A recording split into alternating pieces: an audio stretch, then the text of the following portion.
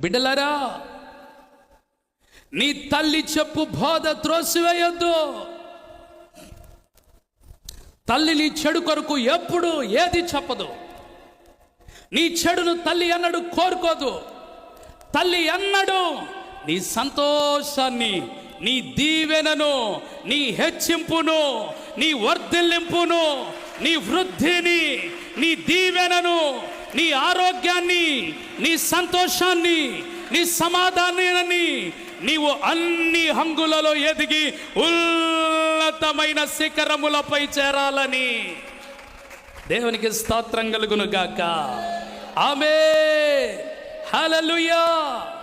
అందుకొరకే నా ప్రభు అంటున్నాడు సొలొమోను ద్వారా, నా కుమారుడా, నా కుమార్తెలారా, నీ తల్లి బోధను నువ్వు త్రోసివేస్తున్నావేమో. నంబర్ 1, బోధ అనేది చాలా ప్రాముఖ్యమైనది. బోధ అనేది మనిషి జీవితాన్ని కట్టేది. బోధ అనేది చెడు నుండి తొలగించేది. బోధ అనేది నిన్ను నిలవబెట్టేది. బోధ అనేది తడబడుతున్నటువంటి నీ అడుగులను సరిచేయగలిగినది బోధయే.